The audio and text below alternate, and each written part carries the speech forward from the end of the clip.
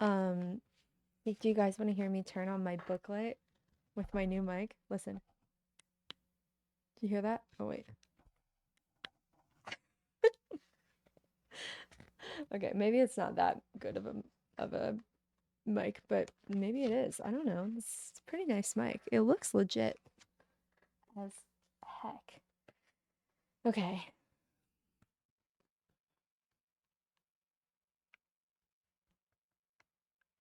Click click. All right. Lightning Action by Captain Nemo.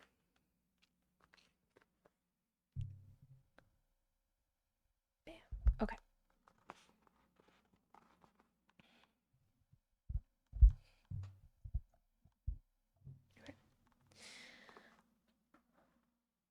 Without getting up, we looked in the direction of the forest. Okay, let's figure out what we're jumping into right now. So in the last chapter, um, Ned Land and Conseil and Arnaud were on land, for once.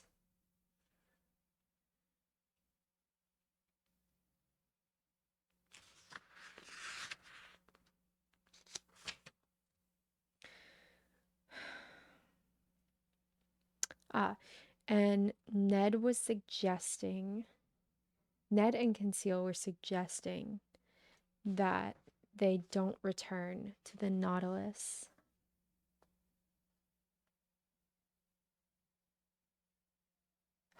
Yay! Yay, I'm so glad. Um, I'm glad it sounds so good.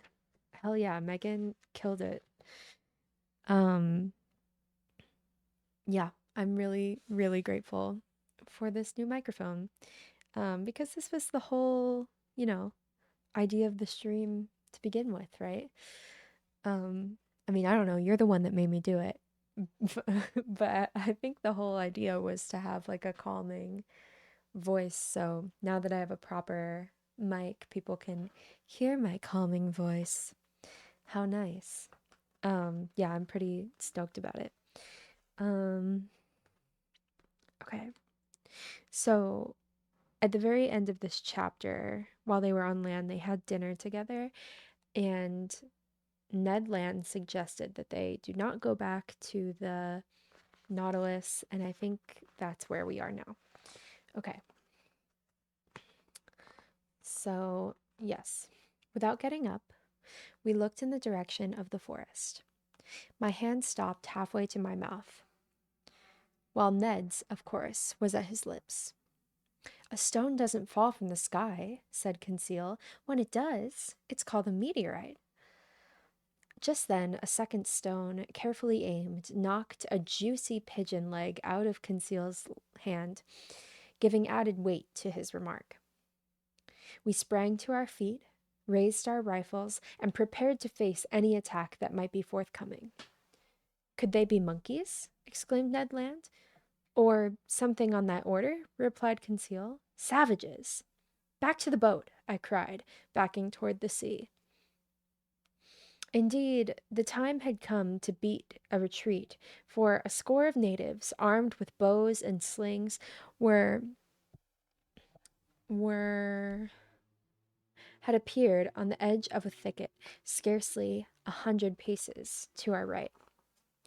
Our boat was beached about 20 yards away. The savages were advancing with caution, but there was no doubt about their hostility.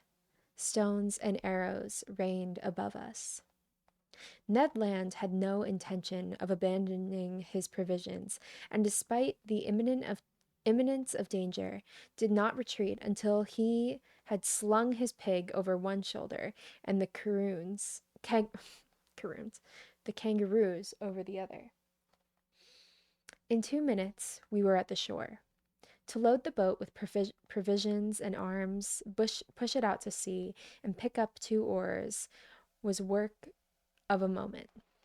We were scarcely more than 2 cables' length away from 100 savages, screaming and gesticulating, wading into the water up to their waists. I glanced at the Nautilus to see whether the appearance of these natives had brought out any of the crew onto the platform. Not a sign. The huge craft lay motionless and silent, without a sign of life. 20 minutes later, we were climbing on board. The panels were open. After mooring the dinghy, we went down into the interior of the Nautilus. The sound of music greeted my ears as I entered the saloon. Captain Nemo was at his organ in a mood of musical reverie. "Captain!" I exclaimed. He did not hear me.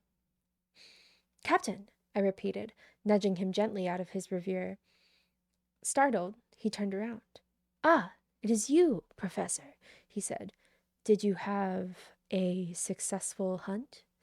Did you find any botanical specimens?" "Yes, we did, Captain," I replied, "but unfortunately we also brought back a crowd of bipeds who seem to be getting uncomfortably close." "Bipeds? What do you mean?" "Savages, Captain." "Savages?" replied Captain Nemo, not without a touch of irony. "Are you astonished, Monsieur le Professeur, that having set foot on land you discovered savages? Is there a land that isn't infested with them? But, Monsieur le Professeur, are these people, whom you call savages, worse than those on any land?" "But, Captain, all I must say, Monsieur, is that they are to be found everywhere." "Well," I replied, "unless you want to entertain them on board the Nautilus, you would do well to take some precautions." "Be reassured, Professor. There is nothing to be concerned about." "But there are many of them." "How many did you count?" 100, at least." "Monsieur Aronnax," replied Captain Nemo, whose fingers had wandered back to the organ keys, if all the natives of Papau were gathered on the beach ready to attack, the Nautilus would still have nothing to fear." As the captain's fingers ran nimbly over the keyboard, I noticed he was touching only the black keys, which gave his music an essentially Scottish flavor. Soon, lost in musical reverie, he had forgotten my presence, and I made no attempt to disrupt him. I went back to the platform. Night had fallen. In this low latitude, the sun sets suddenly. There is no twilight. The island of Gubarar was scarcely visible. Numerous fires ablaze on the beach indicated that the natives had no intention of leaving. I remained on the platform a few hours all alone. At times I thought of those natives, without any fear, however, for the captain's unshakable confidence was contagious, and at times, forgetting the natives, I was charmed by the splendor of the tropical night. My thoughts brought back memories of France, where those same stars would be shining in a few hours. The rays of the moon shone brilliantly in the midst of the constellations of the zenith.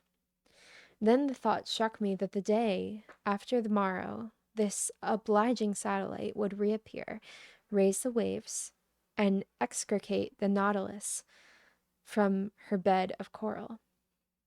Toward midnight, everything was calm beneath the trees, on the shore, and on the dusky surface of the water. I returned to my cabin and fell to a peaceful slumber. The night passed without incident. Probably the Papuans had frightened at the sight of that monster aground in the bay, for the hatches had been left open, and they could easily have entered the Nautilus.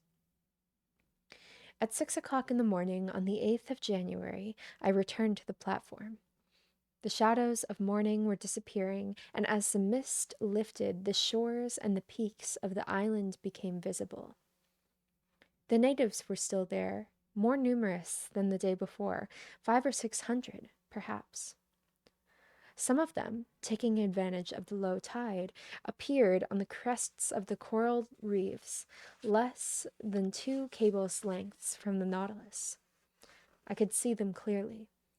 They were a fine breed of Papuans, built like athletes, with high, broad foreheads, noses large but not flat, and white teeth. Their woolly hair, tinted red, stood out in sharp contrast against their black bodies, which glistened like those of the Nubians. From the lobes of their ears, pierced and distended, hung strings of beads made of bone. Most were naked. I saw women among them, wearing crinolines of grass from their hips to their knees, held by belts made of vegetable plants. Some chiefs were wearing the white beads. Nearly all were armed with bows, arrows, and shields, and carried over their shoulders something resembling a net, filled with round stones, which they shoot from their slings with great skill. One of the chiefs had come close enough to the Nautilus to examine it with care. He must have been a Mado of high rank, for he was draped with a mat of banana leaves, indented around the edges and painted in bright colors. I could easily have shot that native, who was only a short distance away, but I thought it better to wait until the actions actually became hostile. There is a tacit agreement between Europeans and savages. Europeans may retaliate, but do not attack. During the period of low tide, the natives prowled around the Nautilus, but they were not troublesome. I could hear the word "asai" repeated at frequent intervals, and by the gestures I understood that they were inviting me to come ashore. However, I thought it best to decline their invitation. The dinghy made no trip that day, much to the displeasure of Master Land, who was anxious to complete his supply of provisions. Instead, the skillful Canadian spent his time preparing the meats and the various flowers he had brought back from the island of Gubarar. At about 11 o'clock in the morning, when the coral reefs began to disappear beneath the rising tide, the natives returned to land. I noticed that their numbers had increased considerably on the beach. Probably they were coming from neighboring lands, or from the mainland of Papua. However, I had not yet seen a single native canoe. Having nothing better to do, I thought it might be a good idea to drag a net through those beautiful clear waters, in which shells, zoophytes, and pelagian plants were clearly visible. This was the last day that the Nautilus would spend in the area, provided she was refloated at high tide the following day, as Captain Nemo had predicted. I summoned Conseil, who brought me a light fishing net similar to those used for oysters. "What about those savages?" Conseil asked me. "If Monsieur doesn't mind me saying so, they look rather harmless to me." "Nevertheless, my lad, they are cannibals." "One can be a cannibal and be respectable," replied Conseil. I love Conseil so much. I think he's my favorite character. Um, just as one can be greedy about food and yet be a good man, one does not exclude the other. "Quite right, Conseil. I agree with you. There are respectable cannibals who devour their prisoners with decency. However, since I don't particularly want to be devoured, even with decency, I intend to be on my guard, especially since the captain of the Nautilus is not taking any precautions. And now to work." For 2 hours we concentrated on fishing, but without bringing up anything unusual. The net was filled with Midas ears, melanians, harps, and the most beautiful hammer shells I had ever seen. We also brought up holothurians, pearl oysters, and a dozen little turtles, which we saved for the ship's gallery. But at a moment when I least expected it, I laid my hands on something most unusual, a malformation of nature, something extremely rare. Conseil had just drawn his net, filled with a variety of ordinary shells, when suddenly he saw my hand plunge, pull out a shell, and he heard a coniferous sound. That is the most piercing sound that a human throat can emit. Well, well, well, what has Monsieur got here?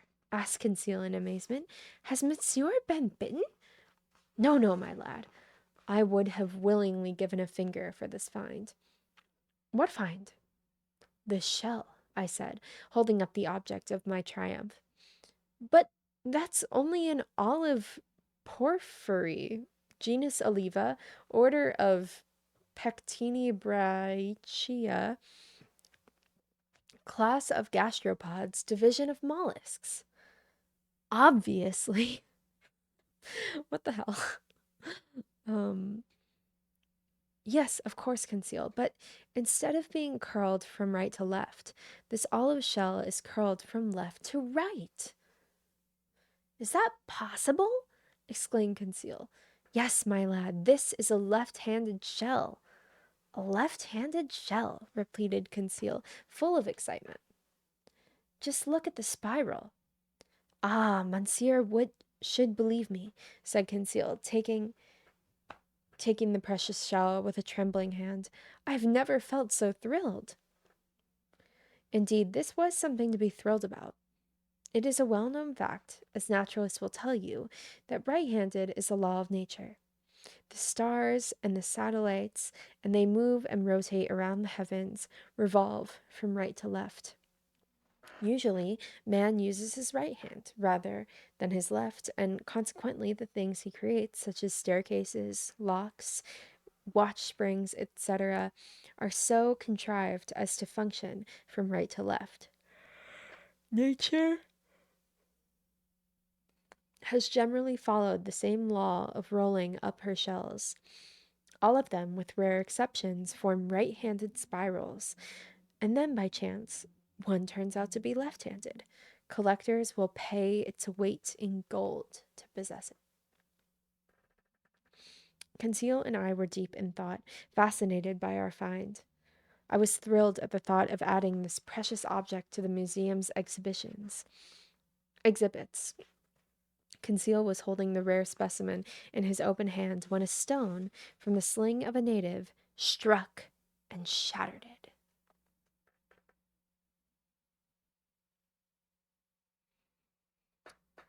I uttered a cry of anguish. Conseil snatched at my gun and drew a bead on the savage, who was aiming his sling about 10 yards away. I wanted to stop Conseil, but he fired, and the shot broke the bracelet of amulets on the native's arm. Conseil, I cried. Conseil! Doesn't Monsieur realize that the cannibal attacked us? A shell is not worth the life of a man, I told him. The knave, cried Conseil. I'd rather he had broken my shoulder than the shell. Conseil meant what he said, but I did not agree with him. The situation had changed during the last few minutes, without our being aware of it. There were now about 20 canoes surrounding the Nautilus. These canoes, made of hollow tree trunks, long, narrow, moved quickly and slowly, and were balanced by means of long bamboo pontoons, which floated on the water.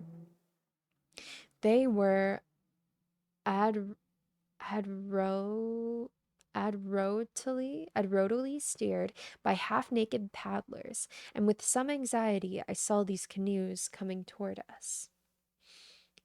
Obviously, these Papuans had already had encounters with Europeans and were acquainted with their vessels.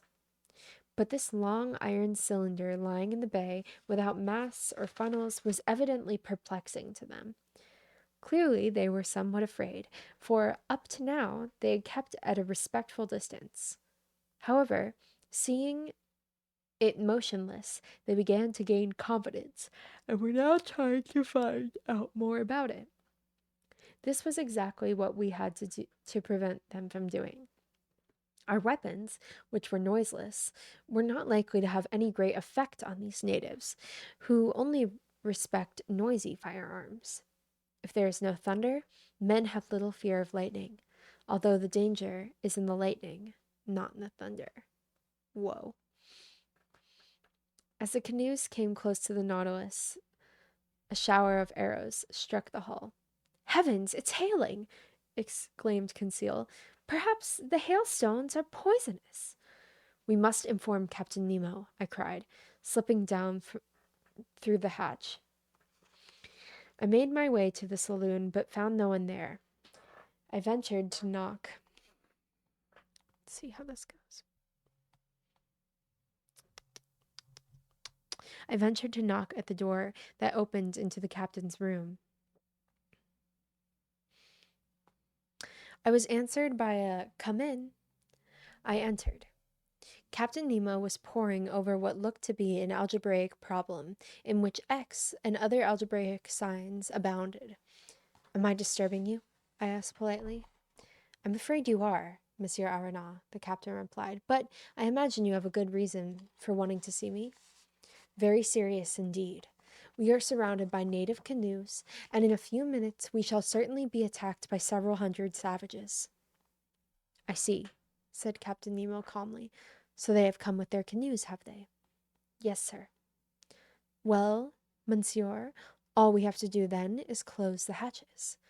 "Quite so, and I was just coming to tell you—" "Nothing simpler, I assure you," said Captain Nemo, and pressing a button, he proceeded to issue an order to the control post. "Well, that is that," he said after a moment's pause. "The dinghy is back in place and the hatches are closed. You don't think for one moment that these gentlemen can pierce a hull and your cannonballs could not pierce, do you?" "No, Captain, but there is one danger." "What is that?" "Tomorrow, when we have to open the hatches to take a fresh supply of air—" "Quite right, monsieur. Our ship does breathe like the crustaceans. Well, if at that moment the platform is occupied by the natives, I do not see how you will prevent them from getting in." "Do you mean, Professor, that you expect these Papuans to board the Nautilus?" "I am sure of it." "Well, monsieur, let them try. I see no reason to try and stop them. After all, these Papuans are poor little devils. I do not want my visit to the island of Gubraar to cost the life of any one of these unfortunate people." I decided to withdraw, but Captain Nemo bade me stay and invited me to sit down and chat with him. He questioned me with interest about our excursions ashore and our hunt. He found it difficult to understand the need for meat that obsessed the Canadian. The conversation touched on other subjects, and Captain Nemo, although not particularly communicative, was extremely amiable. Among other things, we talked about the position of the Nautilus, which had run aground in the strait where Dumont d'Urville had almost perished. On this subject, the captain said, "He was one of your really great sailors, and one of your most intelligent navigators. He was the Captain Cook of the French, an unlucky scientist. Imagine an expert and experienced navigator like him, who had braved the icebergs of the South Pole, the coral reefs of Oceania, and the cannibals of the Pacific, perishing miserably on a railway accident. Imagine what the dynamic man must have thought, if indeed he was able to think at all during the last moments of his life. Imagine what his final thoughts must have been." When he spoke like this, Captain Nemo seemed strangely moved, and I considered this much to his credit. Then, chart in hand, he returned to the subject of the French navigator, his voyages around the globe, his 2 attempts to reach the South Pole, which led to the discovery of Adelie Land and Louis Philippe Land and his hydrographic surveys of the main islands of Oceania. What your d'Urville did on the surface of the water, Captain Nemo told me, I have done in the ocean depths, more easily and more completely than he. The Astrolabe and the Zélé were continually buffeted by hurricanes, while the Nautilus had the advantage of being a peaceful laboratory situated motionless in calm waters. However, Captain, I said, there is one point of resemblance between the corvettes of Dumont d'Urville and the Nautilus. What is that, monsieur? The Nautilus has also run aground. The Nautilus, Monsieur le Professeur, replied Captain Nemo coldly, has not run aground. The Nautilus is built to lie on the seabed, and the back-breaking work and difficult maneuvers imposed on D'Urville in refloating his corvettes do not concern me at all. The Astrolabe and the Zélé almost sank, but my Nautilus is in no such danger. Tomorrow, on the day and at the appointed hour, the tide will gently raise her, and she will resume her voyage through the seas. Captain, I said, I do not doubt. Tomorrow, Captain Nemo continued, getting up. At 2:40 in the afternoon, the Nautilus will be afloat and will leave the Torres Strait without mishap. These words were spoken very curtly, and Captain Nemo bowed slightly as he finished. I was obviously being dismissed, and I returned to my room. Conseil was there. He wanted to know what had happened in my interview with the captain. My lad, I said, when I told him that his Nautilus was being threatened by Papuans, all I got from the captain was sarcasm. All I can say is, have confidence in him, and have a good, peaceful sleep. Monsieur has no need of my services? No, thank you, my friend. Tell me, what is Ned Land doing? I hope Monsieur won't mind me saying so, replied Conseil, but our friend Ned is preparing a kangaroo pie that is going to be delicious. Left alone, I decided to go to bed, but I slept badly. I could hear deafening cries and the footsteps of the savages walking up and down on the platform above. The night went by. The crew did not stir from their habitual calm. They were as worried at the presence of the cannibals as soldiers in a fort would be by ants crawling all over their fortifications. At 6 o'clock in the morning, I got up. The hatches had not yet been opened, not by the supply of air been renewed, but the tanks, which had been filled in case of emergency, were discharging oxygen into the stale atmosphere on board. I worked in my room until midday without seeing Captain Nemo even for a moment. The crew did not seem to be making any preparations to move off. I waited a little longer and then went to the saloon. The clock said 2:30. In 10 minutes the tide would be at its highest, and unless Captain Nemo had miscalculated, the Nautilus would be freed from her predicament. Otherwise, months would go by before she could have her coral bed. However, I soon began to feel significant vibrations and heard the hull scraping the coral bed. At 2:35, Captain Nemo came into the saloon. "We are ready to leave," he said. "Ah," was all I could say. "I have given orders to open the hatches." "What about the Papuans?" "The Papuans," replied Captain Nemo, with a slight shrug of his shoulders. "Will they not invade the Nautilus?" "How?"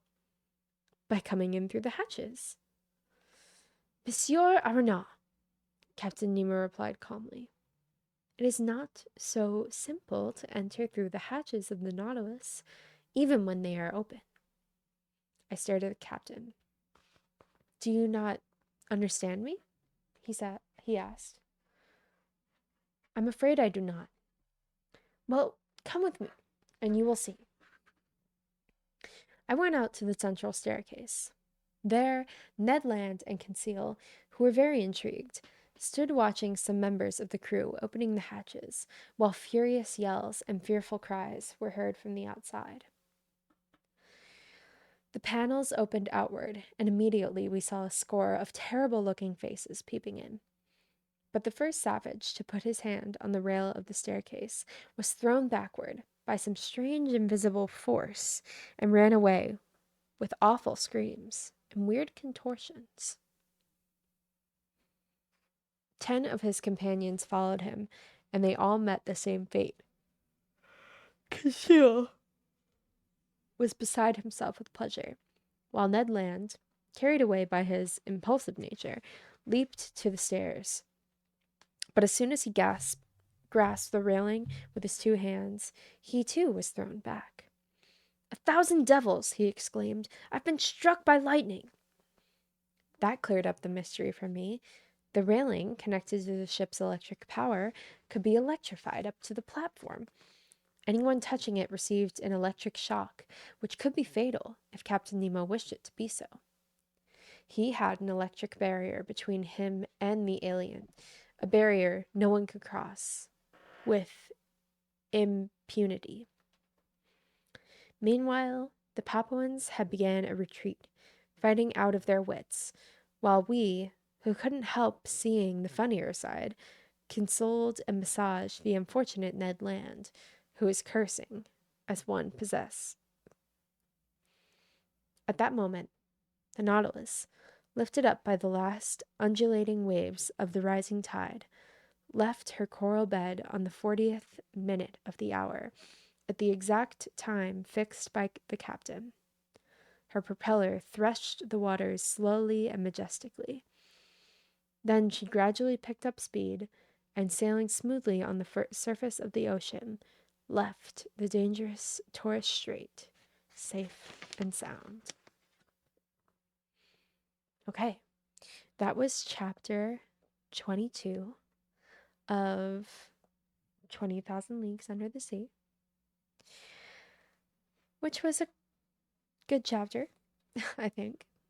Definitely some conflict between Arana and Captain Nemo. I think Captain Nemo doesn't like being questioned, and Arana is starting to question him. Also an interesting, look at the thoughts on, native culture that are present in this chapter, calling them cannibals and whatever. It was interesting. So, yeah.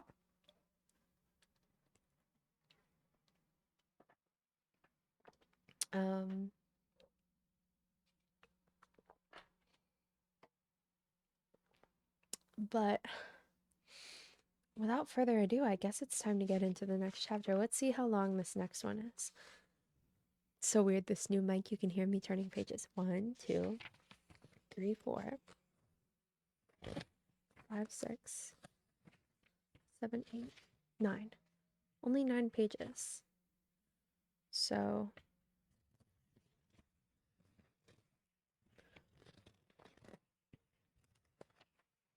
yeah, only 9. So this next chapter should be a breeze. I don't know if this is going to be the last chapter I read of the night, or if the next one is. We'll see how sleepy I'm feeling after this chapter. But yeah, okay, let's get into it. What time is it? 9:38. Let's see how long it takes me to read this chapter. Okay, so this chapter is called Agri-Somnia, Bitter Dreams.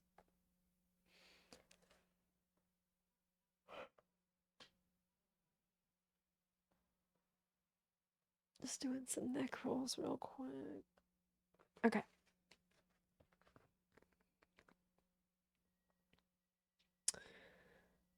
On the following day, the 10th of January, it's kind of interesting. I chose to start reading this book like just completely by coincidence, like chronologically, kind of when the book begins. And again, like completely by accident, but I've kind of like been following it chronologically. Like, and it's been lining up pretty well to the time that it is currently.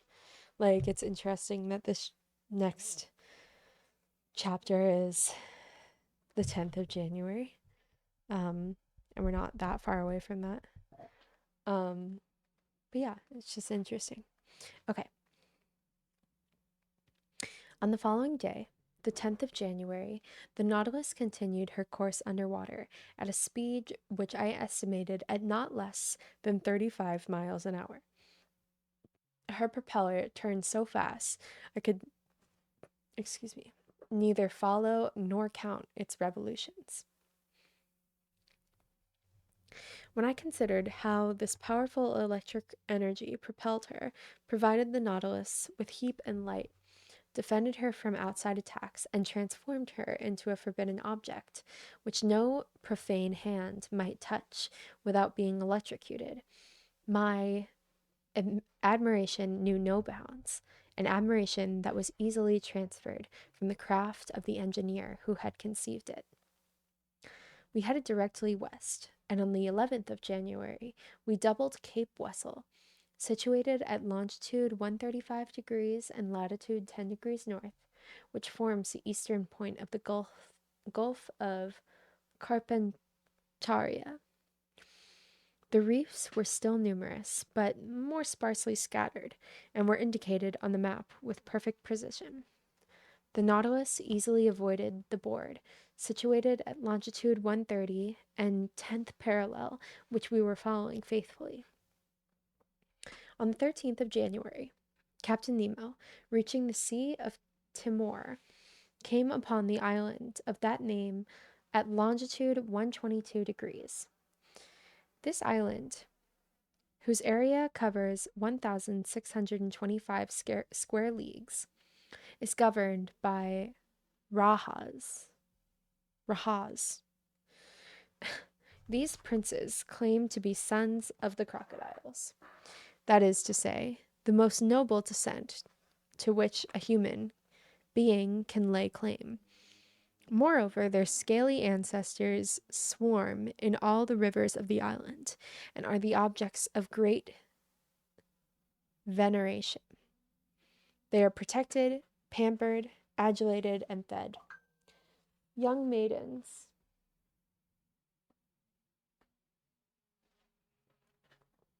are offered to them for food, and woe to the stranger who lifts a hand against these sacred lizards. But the Nautilus had no reason to quarrel with these animals. The island of Timor was visible only for a moment at noon, when the second in command charted her position. Hence I could only catch a glimpse of the little isle of Roti, part of the same archipelago, where women enjoy a very well-established reputation for their beauty of the Malayan markets. From this point the Nautilus veered to the southwest in the direction of the Indian Ocean. Where would Captain Nemo's fancies take us next? Would he return toward the coasts of Asia or approach the shores of Europe? Either alternative was improbable for a man who was a fugitive from inhabited continents. Would he sail toward the south? Would he double the Cape of Good Hope, the Cape Horn, and go as far as the South Pole? Would he return again to the seas of the Pacific, where his Nautilus would roam with ease and independence? Only the future could tell. After skirting the reefs of Cartier, Hibernia, Sierra Gaptum, and Scott, final symbols of the struggle between the land and sea, we lost sight of the land altogether on the 14th of January. The Nautilus slowed down noticeably, and, changing her direction as she saw fit, sometimes cruised in the depths of the water and sometimes floated on the surface. During this stage of the voyage, Captain Nemo conducted some interesting experiments on the varying temperatures of the sea at different levels. Under normal conditions, such information is obtained by using rather complicated instruments, which must be lowered from the surface, and whose results are, at best, questionable. If thermodynamics soundings are used, the glass often shatters under the pressure of the water. If an apparatus is used that functions in the principle of resilience of materials to electric currents, the results cannot be accurately controlled. Captain Nemo, on the other hand, was able to go down in person to take the temperatures at different levels of the sea with his thermometers. In direct contact with these different levels provided him immediately with reliability with the data sought. Thus, either by filling her tanks or by descending obliquely using her inclining fins, the Nautilus could submerge to depths of 3, 4, 5, 7, 9, 10,000 meters.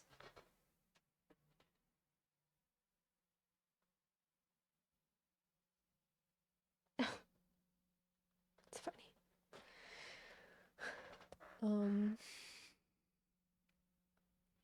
my phone decided just now to tell me that I finally have my Storygraph reading wrap up, even though I've had it for 24 hours, but I just got the notification now for some reason.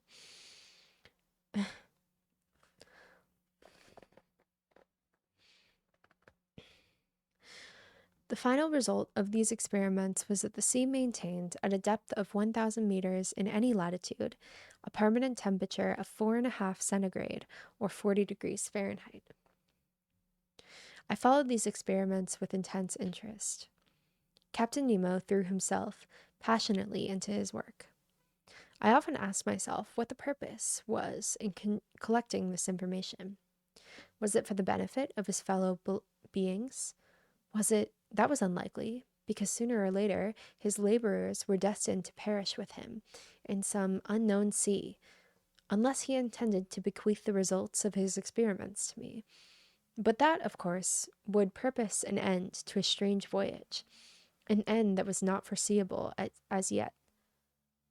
Whatever the case, the captain, nevertheless, informed me to the different figures he had obtained and which established the relative densities of the water in the principal seas of the globe. From the information he gave me, I drew a personal lesson that had nothing to do with science.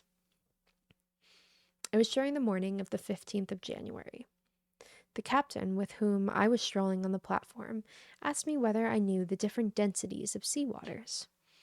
I answered in the negative, and added that scientific research had not provided reliable information in this field. I have obtained this information, he said to me, and I can assure you of its accuracy. Fine, I replied. But the Nautilus is a world of its own, and the secrets of its scientists are not shared by others. You are right, Professor, he said, after a short silence. It is a world apart.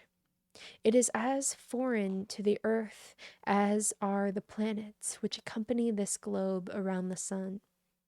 One will never know the work of scientists on Saturn or on Jupiter are doing.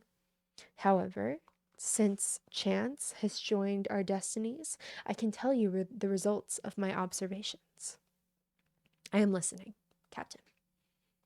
You know, Professor, that seawater is denser than fresh water, but this density is not uniform. In fact, if I represent the density of fresh water as 1, I find the density of 1 and 26 thousandths in the waters of the Pacific, 1 and 28 thousandths in the waters of the Atlantic, and 1 and 30 thousandths in the waters of the Mediterranean. Ah, I thought, does he venture in the Mediterranean? 1 and 18 thousandths of the waters in the Ionian Sea, and 1 and 25 thousandths in the waters of the Adriatic. Decidedly, The Nautilus did not shun the frequented seas of Europe, and I concluded that he would take us, before long, perhaps, toward more civilized continents. I thought Ned Land would learn of this with understandable satisfaction. For several days, our time was spent studying the salinity of the water at different depths, its electric qualities, its coloring, and its transparency. At all times, Captain Nemo displayed an ingenuity that was equaled only by his gracious conduct toward me. Then, for a few days, he would disappear, and I would live once more in isolation. On the 16th of January, the Nautilus appeared to lie dormant just a few meters beneath the surface of the waves. Her electrical equipment was switched off, and her motionless propeller left her to drift at the mercy of the current. I imagine that the members of the crew were busy making repairs, necessitated perhaps by a strain caused by the continuous working of the ship's mechanisms. My companions and I were witnesses to a strange spectacle. The saloon hatches were opened, and since the searchlight of the Nautilus was not in use, a vague darkness reigned in the midst of the water. The stormy sky, covered with dense clouds, gave only a murky light to the upper level of the ocean. I was observing that with the sea in these conditions, even the largest fish appeared as scarcely definable shadows. Suddenly, however, the Nautilus was immersed in a bright light. I thought at first that the searchlight had been turned on and that it was projecting its electric beams into that liquid mass. I was wrong. After a quick look, I realized my error. The Nautilus was floating in a phosphorescent aura, which was dazzling in the darkness. It was caused by myriads of luminous animalcules, whose brilliance was intensified as they glided over the metal hull of the submarine. Then I caught sight of flashes of light in the midst of these luminous swarms, resembling molten lead poured into white-hot furnaces, or metallic masses brought to red-white heat. Such was the brightness that, by contrast, certain luminous areas actually cast shadows amid this blaze, where all shadows should have vanished. No, I was no longer the soft radiancy of our usual light. This light possessed an unprecedented vanity and intensity. This was a living light. This was, indeed, an infinite agglomeration of pelagic. Sorry, some of these words are just so hard because I've never seen them in my life. Infursia, globules of diaphanous jelly provided with thread-like tentacles.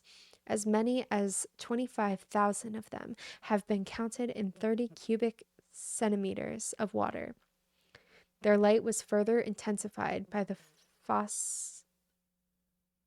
phosphorescence peculiar to the medusa, starfish, aurelia, phydox, and other luminous zoophytes, impregnated with the tissue of organic matter decomposed by the sea, and perhaps with the mucus secreted by the fish. For several hours, the Nautilus floated in these glittering waves, and our wonder grew as we watched the great marine animals playing in their midst like salamanders. In the midst of this fire that did not burn, I saw those swordfish up to 3 meters long, intelligent photians of the storm, whose formidable blades sometimes struck the panels of the saloon. Then some smaller fish appeared on the scene. The triggerfish with leaping mackerel, the wolf fish, and hundreds of others which streaked darkly through the luminous water. This dazzling spectacle held us spellbound. Perhaps certain atmospheric conditions increased the intensity of this phenomena, or perhaps a storm was churning the waves above the surface of the sea. But at a depth of a few meters, the Nautilus lay undisturbed by its fury. She rocked gently in those quiet waters. As we proceeded on our journey, we were always enchanted by new wonders. Conseil observed and classified his zoophytes, his articulata, his mollusks, his fish. The days sped by, and I no longer counted them. Ned naturally tried to vary the ship's menu. Like snails, we were indeed becoming attached to our shells, and I declare it was easy enough to become a perfect snail. Hell yeah, dude. I love that line. Like snails, we were indeed becoming attached to our shells, and I declare it was easy enough to become a perfect snail.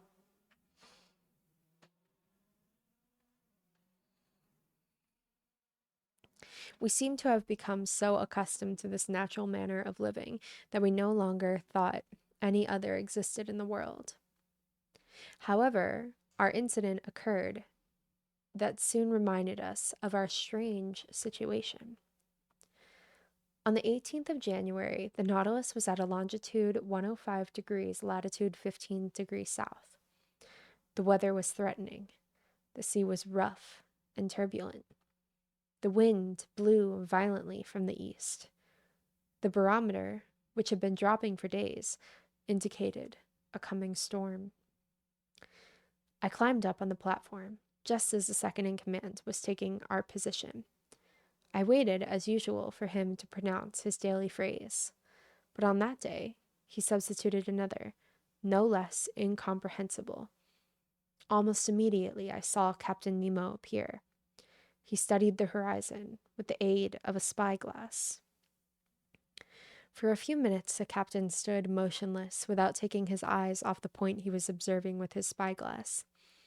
Then he lowered his spyglass and exchanged a few words with his second in command. The latter appeared to be in the throes of an emotion that he was trying vainly to control. Captain Nemo, more in command of himself, remained cool. He appeared to raise certain objections to which the second in command replied with formal assurances. At least, that is why I inferred from the difference of their tones and gestures. I also looked intently in the direction indicated, but saw nothing. Sky and water blended in a perfect, clean line on the horizon. Meanwhile, Captain Nemo kept pacing from one end of the platform to the other, while looking at me, perhaps without even seeing me. His gait was firm, but less regular than usual. Sometimes he stopped, and with his arms folded across his chest, he gazed at the sea. What could he be looking for on that vast expanse? The Nautilus was hundreds of miles from the nearest shore.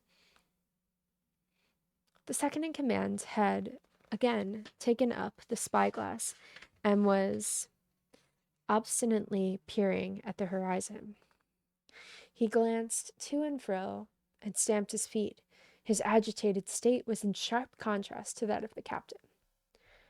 The mystery was soon to be revealed, and before long, on Captain Nemo's orders, the vessel increased her speed. Once more, the second in command called for the captain's attention. Nemo pointed his spyglass in the direction indicated. He observed for a long time. Very much intrigued, I went down to the saloon and brought up an excellent telescope that I normally used. Then, leaning on the searchlight cage, which jutted out of the fore of the platform, I began to scan the horizon. Time for a sip of water.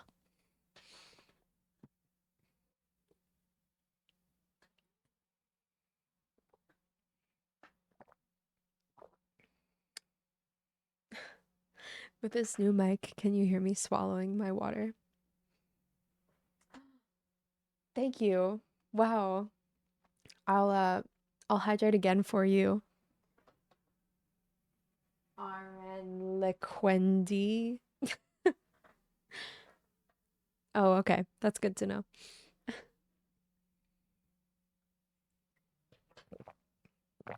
Did you hear it then?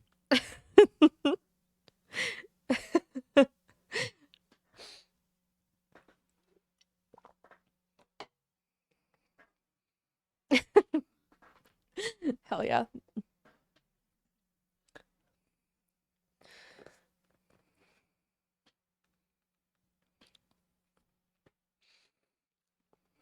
All right.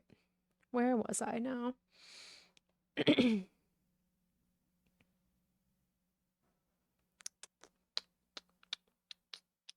Welcome to the stream. I appreciate you being here.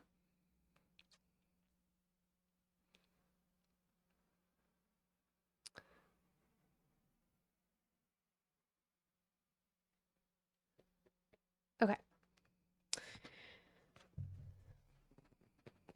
But no sooner had I put the telescope to my eye when it was violently snatched from my hands.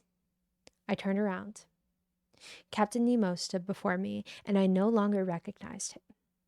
His features were transformed.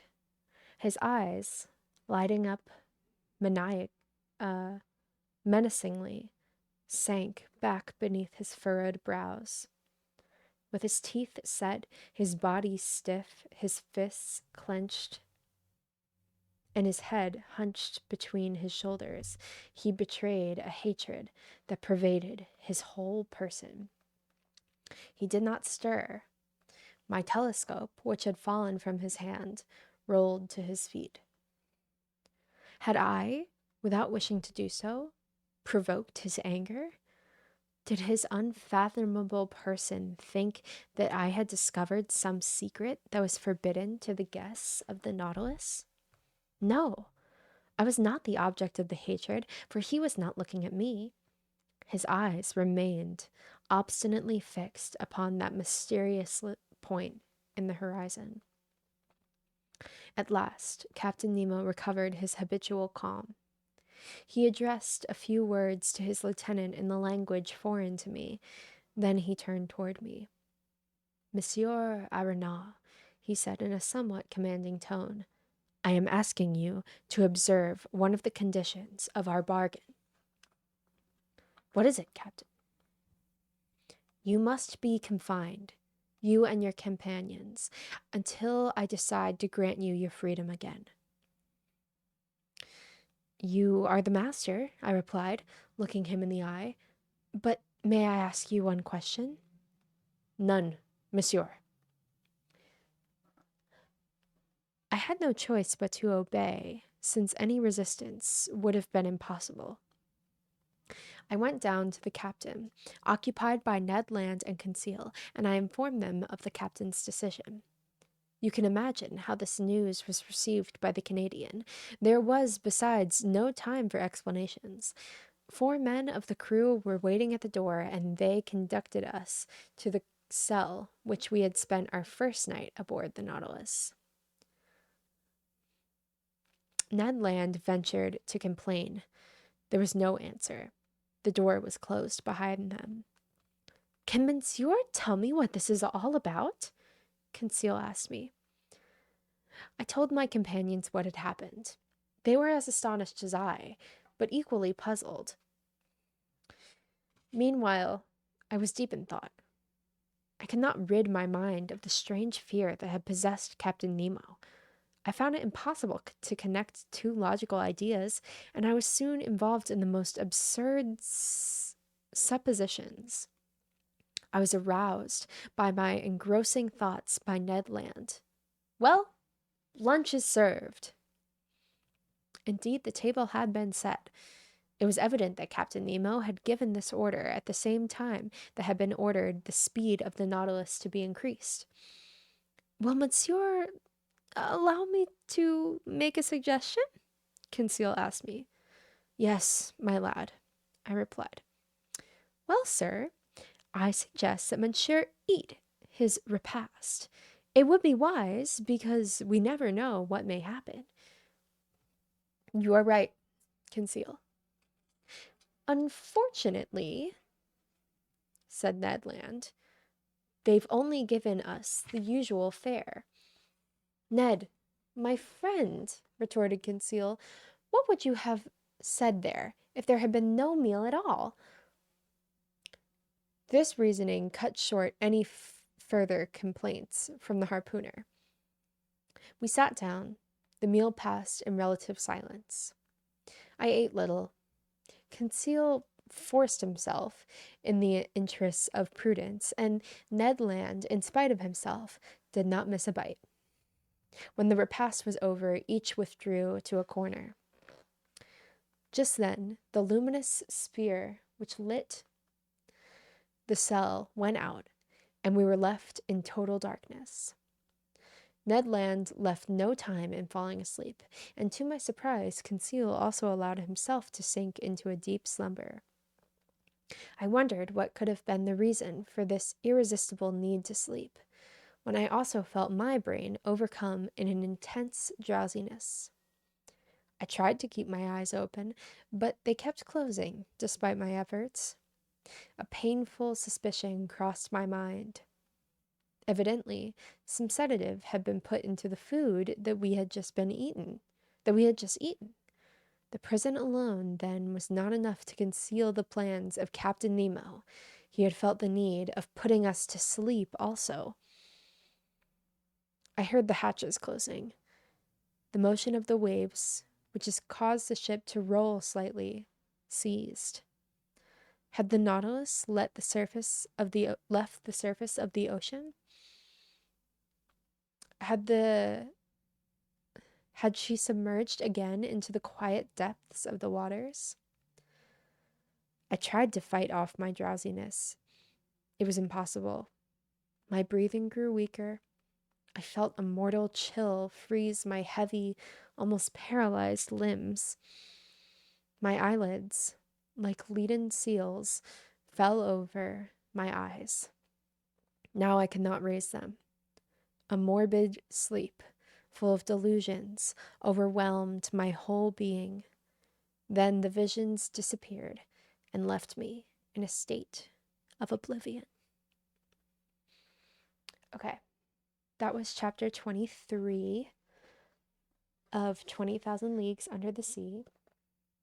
It's interesting. I wonder why Arana feels the need to be so submissive to Captain Nemo's orders, especially to basically be,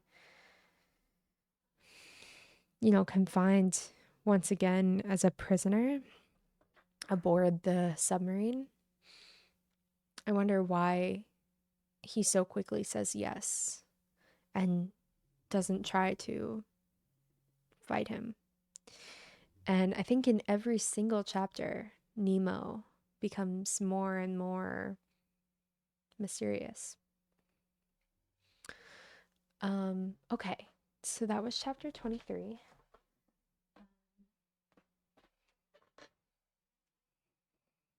Trying to decide if I read one more chapter or if I call it a night.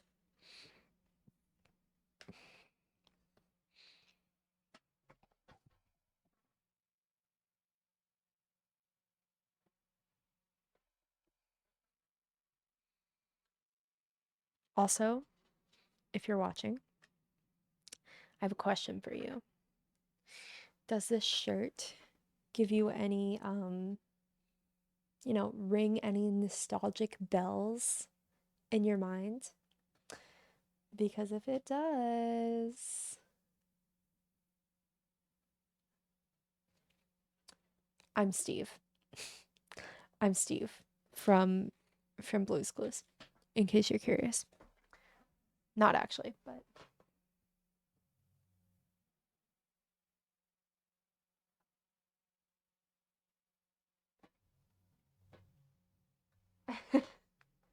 hell yeah. Curiosity. I haven't read it before, so I guess you'll have to find out more as you read. The big stripes. Yeah, I know. That's me. I'm Steve, hanging out. If only I had a big red comfy chair. I just have my squeaky little rolly chair. Um, yeah, I bought this to be Steve for Halloween one year, but it's so comfortable. It's like a great shirt. I'm like not gonna not wear it. Okay. So the next chapter is 1, 2, 3, 4, 5, 6, 7, 8, 9 pages again. So it's another short chapter. Oh, and it'll bring us right up to part 2. So I should read this chapter. Okay, I will read this chapter, and then that will be the end.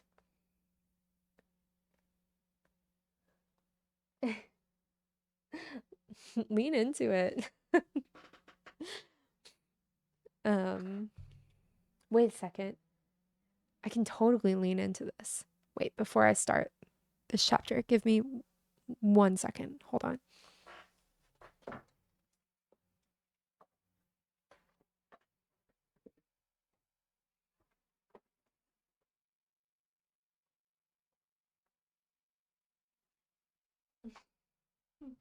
I knew I had this sitting around. It's Blue. Say hi, Blue. All right.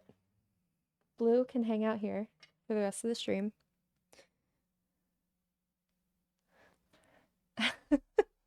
Now, now there's no hiding it. I think before maybe it could have been like, oh, someone's just wearing a green shirt with stripes, but no. Nope. I'm Steve, and this is Blue, and you're watching Blue's Clues currently. Okay. Anyway, chapter 25, final chapter of the night. We have some strange behavior from Captain Nemo, but nothing else is new. And our friends, Arana and Conceal and Ned, have been sent down to basically be prisoners once again for Captain Nemo for reasons that are unknown to us right now. I'll look for the wholesome clues. Yeah, you hunt for those clues. It is Blue's Clues after all. Okay. All right, let's get into it. Chapter 24. Oh, no, I'm sorry. This is chapter 24, not chapter 25. Might be. This is the last chapter of the night, though. I know I said 25 on the thing, but I meant 24. Okay. Chapter 24. The Coral Kingdom. The next morning, I woke up, surprisingly enough, with a clear head. Much to my amazement, I was in my own room. My companions, I assumed, had been returned to theirs also. Neither they nor I knew what had happened during the night. Only the future could possibly unravel that mystery. Then it occurred to me to leave my room. Was I free once more, or was I still a prisoner? I was perfectly free. I opened the door, went along the passages, and up to the central staircase. The hatches, which had been closed the day before, were now open. I went out on the platform. Ned Land and Conseil were there waiting for me. I asked them what had happened to them. They knew nothing. They had fallen into a heavy sleep and were no recollection whatsoever. They also had been astonished to awaken in their cabins. And the Nautilus? She seemed as quiet and mysterious as ever, moving along the surface at a leisurely speed. Nothing on board seems to have changed. Ned Land, with his sharp vision, scanned the sea. It was deserted. Nothing was visible on the horizon, no sail and no land. There was a brisk westerly breeze blowing, and long billows, whipped up by the wind, made the ship roll. The Nautilus, after taking on a fresh supply of air, kept at an average depth of 50 feet, so she could surface quickly. Something that was done several times during the day on the 19th of January, contrary to that usual routine.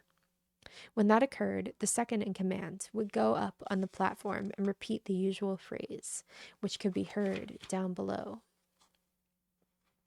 Captain Nemo kept out of sight. Of the crew, I saw only the impassive steward who served me with his usual silence and efficiency. At about 2 o'clock, I was in the saloon, busy classifying my notes, when the door opened and the captain came in. I greeted him, and he returned my greeting almost imperceptibly, without saying a word. I returned to my work, hoping that he might say something that would throw some light on the events of the night before. He said nothing. I looked at him. His face was tired, and his eyes were red from lack of sleep. I thought his expression was one of profound sadness, of genuine grief. He paced to and fro, sat down, got up again, picked up a book, put it down again the next minute, and consulted his instruments without taking the usual notes. He was restless and could not keep still for a moment. Finally, he came over to me and said, "Are you a physician, Monsieur Aronnax?" I was so taken aback by this question that for a few seconds I looked at him without answering. "Are you a doctor?" he repeated. "A number of your colleagues have studied medicine. Gartiot, Maratodin, and others." "Yes," I said, "I am a doctor, a medical resident at several hospitals. I practiced for several years before joining the museum." "Good." Obviously, my reply had satisfied Captain Nemo, but not knowing what he was driving at, I waited for the next question before uttering another word. "Monsieur Aronnax," said the captain, "would you be kind enough to attend to one of my men?" "Have you a sick man on board?" "Yes, monsieur." "I am at your disposal." "Come, then." I will admit my heart was beating fast. I cannot say why, but I felt there must be some connection between the illness of a member of the crew and the events of the previous day, and that the mystery preoccupied me at least as much as the sick man. Captain Nemo led me aft into a cabin near the crew's quarters. There on a bed lay a man of 40 with energetic features, a real Anglo-Saxon type. I bent over him. He was not just ill, he was wounded. His head was propped up on 2 pillows and swathed in bandages that were soaked in blood. I undid the bandages. The wounded man stared with wide open eyes, without a word of complaint. It was a ghastly wound. The skull had been smacked by a blunt instrument, exposing the brain, which had suffered a deep internal lesion. Clots of blood had formed in the bruised and broken mass, whose color resembled the dregs of wine. He had suffered both contusion and concussion, and his breathing was slow. Now and then his face twitched.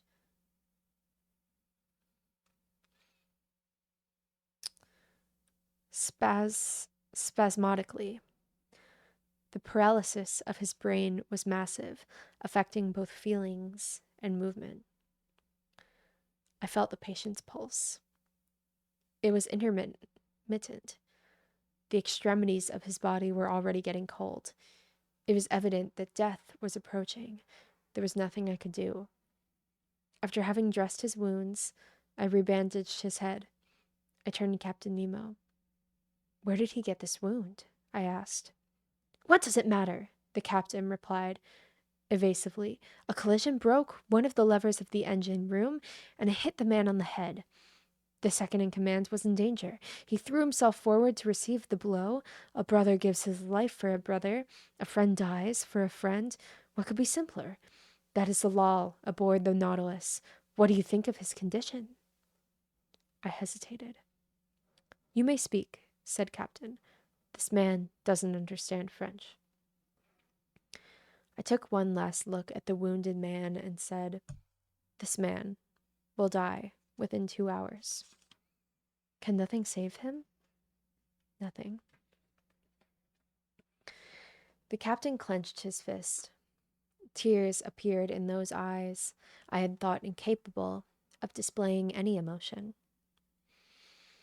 For a few minutes I watched the dying man, whose life was gradually ebbing away.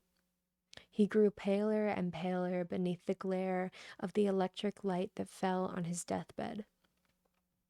I looked at his intelligent face furrowed with premature wrinkles, caused perhaps by misfortune or misery many years before. Would some last words escape his lips and tell me something of the secret of his life? "You may leave now, Monsieur Aronnax," said Captain Nemo. I left the captain with the dying man and went back to my room, deeply moved by what I had seen. All day long I was uneasy, disturbed by sinister forebodings. I did not sleep well that night.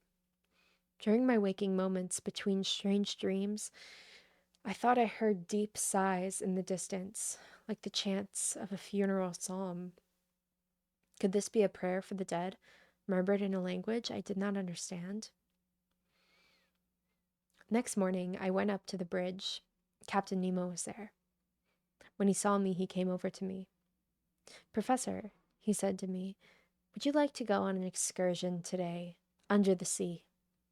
"With my friends?" I asked. "If they wish." "We are at your command, Captain." "Be good enough to put on your diving suits, then."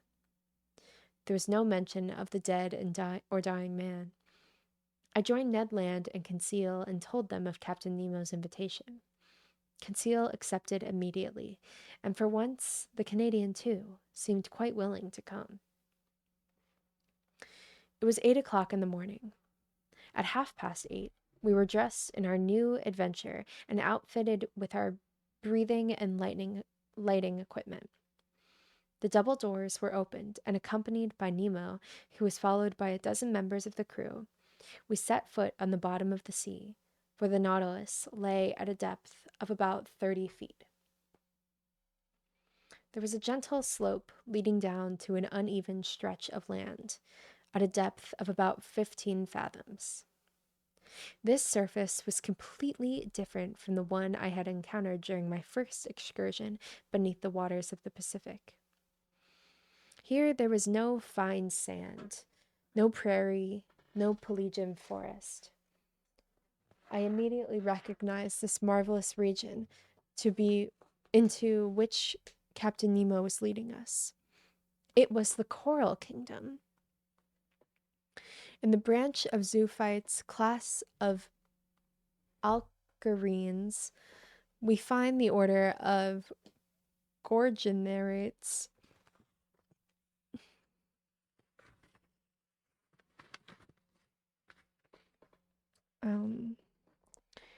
the isidins, and the corallines.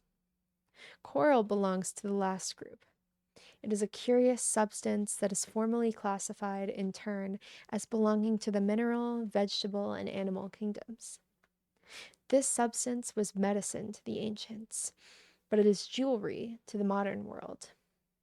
It is not definitely classified within the animal kingdom until 1694 by the naturalist Paysanel from Marcellus. Coral is a colony of individual animalcules assembled on a brittle rock-like polypary. These polyps have an unusual type of generator that reproduces them by a continuous process of budding growth, while each creature has its separate existence. All participate in the life of a community, a sort of natural socialism, as it were. I knew about the most recent research in this curious zoophyte, which ramin- ramifies and becomes mineralized at the same time, as the naturalists have pointed out. And nothing could have been more interesting to me than to visit one of these petrified forests planted by nature at the bottom of the sea. Switching on our lights, we followed a bank of coral in the slow process of formation, which, with the passing of time, will one day shut off this part of the Indian Ocean. Our path was edged with tangled bushes due to the intertwining of undersea shrubbery, covered with little star-like flowers studded with white lines. However, unlike plants growing on land, these rooted in the rocks grew downward. Our lights created 1,000 charming effects as they played among the vividly colored branches. These membranous cylindrical tubes seemed to undulate with the movement of the water. I was tempted to pick the fresh petals ornamented with the delicate tentacles, some in full bloom, others scarcely in bud, while small fish resembling the flight of birds darted rapidly among them and touched them gently as they swam. But if my hand reached out to pluck these living flowers, their sensitive organisms were alerted, and the whole colony was alarmed. The white petals would then recede to their white sheaths, flowers faded away under my very gaze, and whole bushes would be transformed into a mass of stony nipples. I'm sorry, I have to laugh.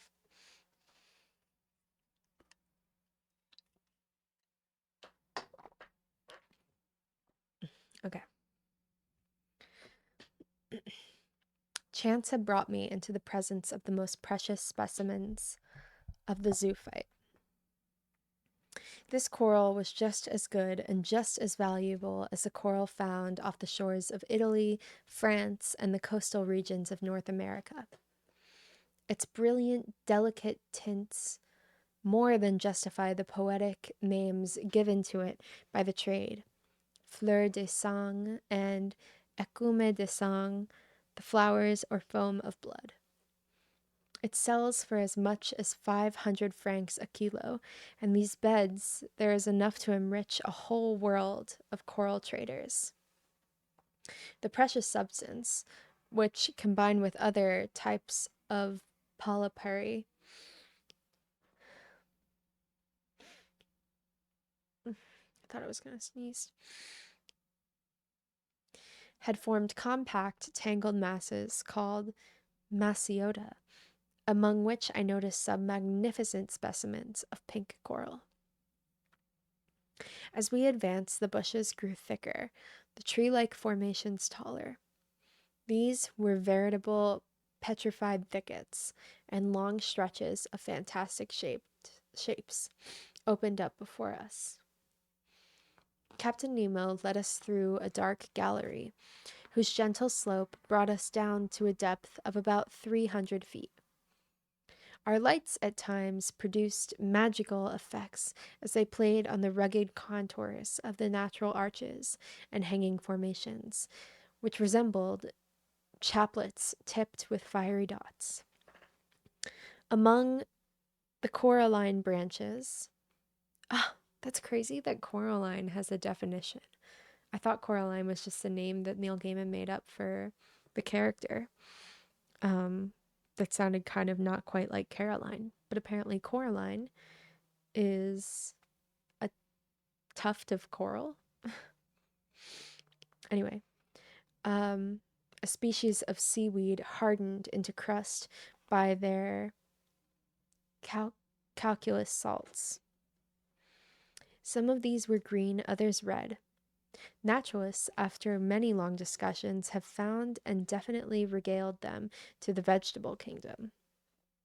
A scientist and thinker once said, "This may well be the veritable point in which life emerges mysteriously from the world of matter, without, however, completely severing the bonds that bind it to the inert source from which it springs."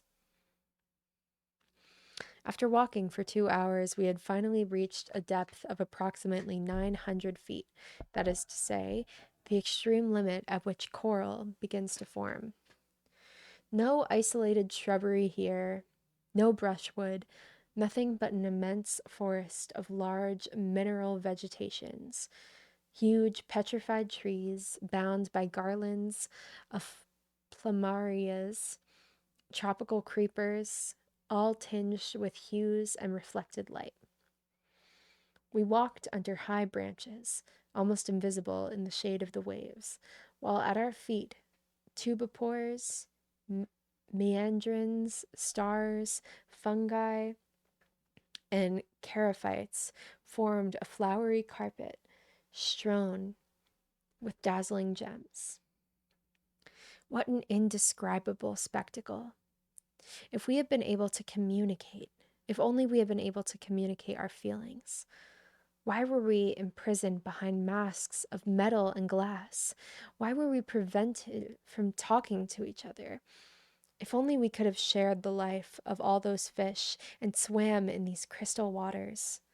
Or better yet, share the life of those amphibians which, for hours at a stretch, romp at will in sea and on land. Captain Nemo had stopped.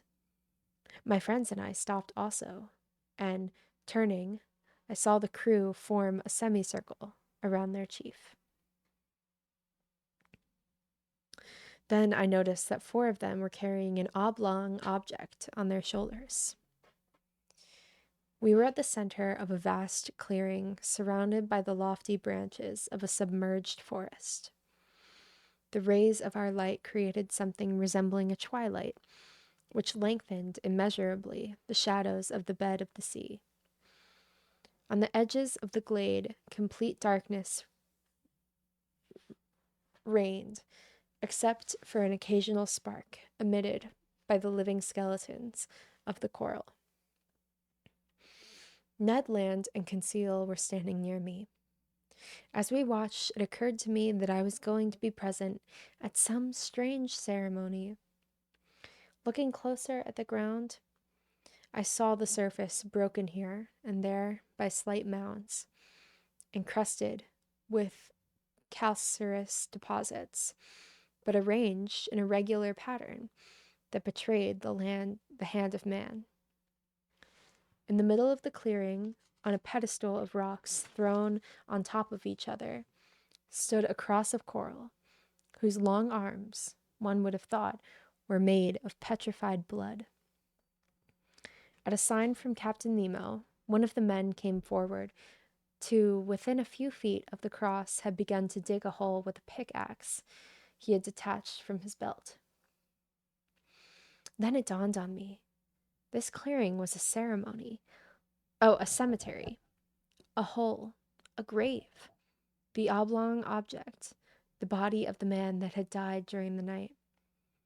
Captain Nemo and his men had come to bury their comrade in this communal resting ground at the bottom of this inaccessible sea. Never had I been moved more deeply, nor felt a deeper impression. I could scarcely believe that this was not a dream.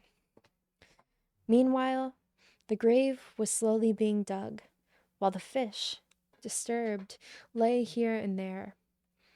I could hear the echo of the pickaxe striking on the hard ground. An occasional spark appeared as the axe struck a piece of flint lost at the bottom of the ocean. The grave became longer and deeper, and soon was deep enough to receive the body.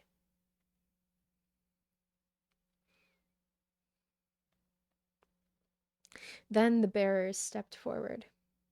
The body, wrapped in tissue of white byssus, was lowered into its watery grave. Captain Nemo, arms crossed over his chest, and all those who had been loved by the dead, knelt in prayer. We too stood, heads bowed, silent and respectful. The grave was then filled in, creating a slight mound. When this had been done, Captain Nemo and his men stood up, approached the tomb, knelt once more for a second, and held out their arms in a gesture of final farewell. The funeral procession started on its way back to the Nautilus, passed once more beneath the arches of the forest, through the thickets, along the coral bushes, ascending all the way. At last, the lights of the ship came in sight, and their luminous trail guided us to the Nautilus. At 1 o'clock, we were back. As soon as I had changed my clothes, I went up to the platform and sat down by the searchlight, a prey of deep, conflicted thoughts. Captain Nemo joined me. I stood and said, "The man died during the night, as I had predicted." "Yes, Monsieur Aronnax. He is resting now beside his companions in the coral cemetery." "Yes. Forgotten by all, but not by us. We dig the grave, and the polyps can be trusted to seal our tombs for eternity." Suddenly covering his face with clenched hands, the captain made a vain attempt to suppress a sob. Then he added, "That is our peaceful cemetery, hundreds of feet below the surface of the waves. Your dead sleep quietly there, Captain, well beyond the reach of sharks." "Yes, Monsieur," Captain Nemo replied gravely, "beyond the reach of sharks and of men." All right. That was chapter 24 and the end of part 1 of 20,000 Leagues Under the Sea. So, oh my gosh. Dude, you're absolutely killing this right now. Let me see what you spy with your little eye. Oh, while I turn off my book light.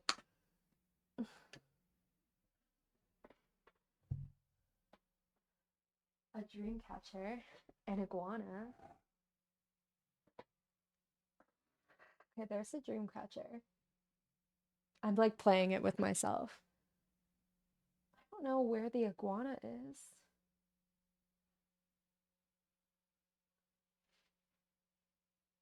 But okay. A cowboy hat wearing porcupine. Damn, you're really good at this. I didn't even know you could see that from back there. Um, this is yes, this is it's a hedgehog, but you can call it a porcupine if you want. Um, I mean it's pretty close to a porcupine. Um, yep, that is wearing a cowboy hat. And what else did you find?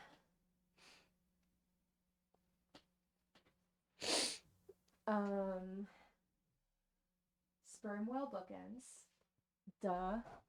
Obviously. I love it. Um, Justice RBG figurine. Yes. We love Ruth Bader Ginsburg. We also have Bernie Sanders, Kamala Harris, Joe Biden, and a tiny little Marie Curie. Ah, Ginsburg. Go back. Go back. Good. Becoming by Michelle Obama. Thank you. Thank you so much.